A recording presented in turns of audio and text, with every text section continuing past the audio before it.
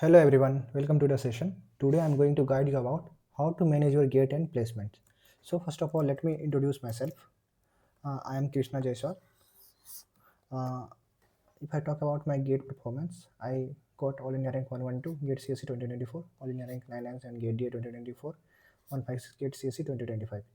If I talk about my MTech selection, I got selected at IIT Bombay, IISc Bangalore and all the top 7 IITs, including and also got selected for MTech CSIS program at IIIT Hyderabad. I secured 99.96 percentile at UGC NET and also qualified the state exam. I got selected as an executive engineer at PowerGrid and I am currently working in PowerGrid also. I also got selected as an officer at IOCL, as Junior Executive Airport Authority of India, Bell Professional Engineer. If I talk about my scientist exam selection, I got selected at ISRO scientist exam, BARC scientist officer and TRO scientist, but currently result is pending. If I talk about interview costs, but I skipped the interview, DRDO, NHPC, SAIL, RFCL, Hindustan Copper Limited, Intelligence Bureau. If I talk about other government selection, I got selected at NHI Deputy Manager, UP Metro Assistant Manager. Beyond exams, I have 36 plus paid booking at TopMed and I have 35K plus at LinkedIn. So let us start the session. So if I talk about GATE CSE subjects, GATE CSE has exactly 13 subjects. These are the list. C, data structure, algorithm, operating system, DBMS, computer network, TOC, 3D, digital, COA, engineering math, discrete maths, and aptitude. And if I talk about placement subject, data structure is there, algorithm is there, operating system is there, database management system is there, computer network is there, aptitude is there, C++ is there, and you have to do one project. So what is common between them? अगर हम common चीज़ों की बात करें तो like data structure is also in gate, algorithm is also in gate, operating system is also in gate, DBMS is also in gate and both, and computer network is also in both, and aptitude is also in both. So these subjects, like C is also there, but for the placement you need to study the extension of C++. So these subjects are common.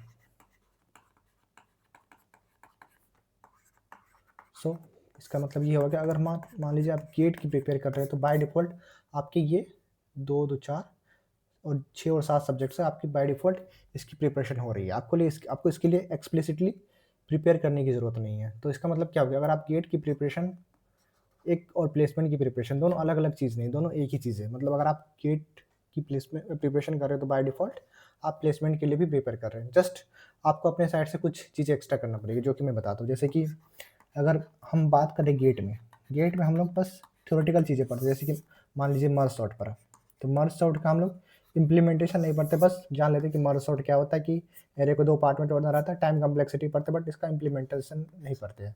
तो जैसे ही आपने gate में merge sort पढ़ा, उसी time आपने उसकी implementation कहीं पे कोई भी कोडिंग प्लेटफॉर्म पर, जैसे कि लीड कोड या GFG पे जाके आपने इसको इम्प्लीमेंट कर लिया। तो उससे क्या हो गया कि आपका गेट वाला जो पार्ट है, मर्ज सॉर्ट आपने पढ़ लिया गेट से, और प्लेसमेंट पॉइंट ऑफ व्यू से आप मर्ज सॉर्ट को इम्प्लीमेंट करने भी जान चुके हो। मतलब आप अगर C++ में इम्प्लीमेंट करते हो तो आपने C पर रखा है, थोड़ा सा C++ का इज एक्सटेंशन ऑफ C, तो थोड़ा ज़्यादा पढ़ना पड़ेगा C++ के लिए, जिससे आपकी बाय डिफ़ॉल्ट मतलब मर्ज सॉर्ट को आप इम्प्लीमेंट कर सकते हो इन C++। सिमिलरली आप क्विक सॉर्ट को इम्प्लीमेंट कर सकते हो, लाइक लिंक लिस्ट पढ़ोगे, डाटा स्टैक पढ़ोगे, मतलब जितनी भी चीज़ें आपके प्लेसमेंट में आती है सारी चीज़ें आपकी कवर हो रही है गेट में। जस्ट आपको उसको इम्प्लीमेंट करना है, किसमें, आपको कोई कोडिंग प्लेटफॉर्म पे जाके इम्प्लीमेंट करना है। और कुछ मतलब जैसे कि आप लीड कोड पे स्टैंडर्ड क्वेश्चन कर सकते हो, लाइक आपने स्टैक पढ़ा तो स्टैक के कुछ स्टैंडर्ड क्वेश्चन कर सकते हो। मतलब आप डेली 1 to 2 प्रॉब्लम अगर डेली सॉल्व करते हो तो आप in year 365 into 2 730 problem solve कर सकते हो लीड कोड पे। That is enough to crack any coding interview. तो मतलब मोरल ऑफ द स्टोरी यही कि अगर आप गेट की प्रिपरेशन कर रहे हो तो जस्ट जो आप डाटा स्ट्रक्चर और एल्गोरिथम में पढ़ोगे उसको जस्ट इम्प्लीमेंट कर लेना है एक बार कोडिंग पॉइंट ऑफ व्यू से, और साथ ही साथ आपको लीड कोड या GFG पे 2-3 कोडिंग क्वेश्चन रोज प्रैक्टिस करनी है, जिससे आपकी गेट की भी नॉलेज हो रही है और आपकी प्लेसमेंट की भी प्रिपरेशन हो रही है। और एप्टीट्यूड ऑब्वियसली मतलब पूछा जाता है मतलब किसी भी प्लेसमेंट में कि टेस्ट में, तो इसकी प्रिपरेशन आपकी गेट से हो रही है। मतलब अगर आप गेट की एप्टीट्यूड को प्रिपेयर कर रहे हो तो प्लेसमेंट की भी एप्टीट्यूड आपकी प्रिपेयर हो रही है। अब बात करते हैं प्रोजेक्ट्स की, कि आपको इंटरव्यूअर को एक प्रोजेक्ट्स भी दिखाना रहता है। तो अगर प्रोजेक्ट्स की बात करें तो आपने मतलब बहुत सारे डोमेन है, जैसे like artificial machine learning, Android, web development. आप इन किसी भी डोमेन में से एक डोमेन को सेलेक्ट करके प्रोजेक्ट्स बना सकते हैं। एक अच्छा सा प्रोजेक्ट बना के उसको आप सीख लो और उसको लर्न कर लो, that is enough to crack your like placement. So basically GATE का प्रिपेयर क्या था, आपको आपके 5 से 6 सब्जेक्ट जो है प्लेसमेंट की वो भी प्रिपेयर होगी। जस्ट आपको एक्स्ट्रा करना पड़ेगा कि आपने जो कोडिंग मतलब जो एल्गोरिदम पढ़े हैं गेट पॉइंट ऑफ व्यू से, उसको जस्ट इंप्लीमेंट करना पड़ेगा। और 2-3 कोडिंग के क्वेश्चंस आपको लीड कोड या जीएफजी पे रोज प्रैक्टिस करना पड़ेगा।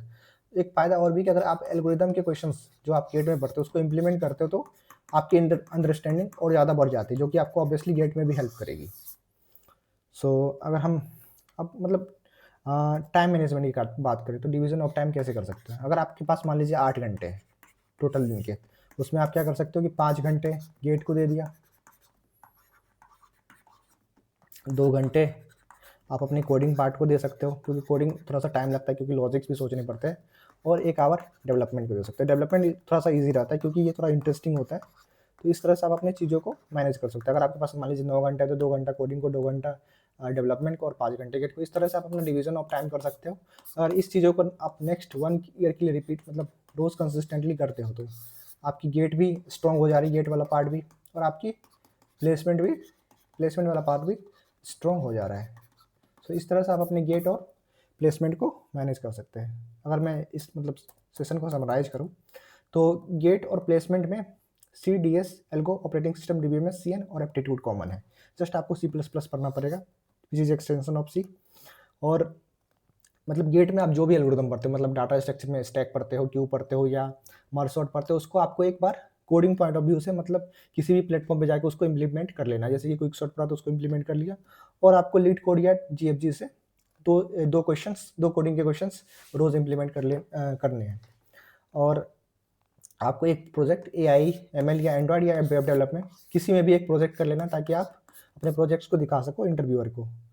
और टाइम डिवीजन आप अपने मतलब ईज के अकॉर्डिंग कर सकते हैं। अगर आप चाहते हो कि थोड़ा सा मैं कोडिंग पे और थोड़ा टाइम दूँ तो आप इसको और बढ़ा सकते हो। मतलब आपके पास अगर 9 घंटे है तो 5 घंटे गेट को, 2 घंटे कोडिंग को और 2 घंटे डेवलपमेंट को। डिवीजन ऑफ टाइम अकॉर्डिंगली कर सकते हैं। मतलब अगर आपकी गेट प्रायोरिटी है तो ऑब्वियसली गेट को ज़्यादा टाइम देना पड़ेगा। So that is all about this session. So what is will be in the next video, I will guide you, I will make a roadmap for second year students, or like which students are for semester. I will make a detailed video how to prepare for the GATE exam. So thank you for watching this session. अगर आपको ये video helpful लगा तो you can like this video, subscribe for GATE and career related guidance, comment कीजिए कि आपको मतलब next video में आप क्या चाहते हैं। Thank you for watching this session.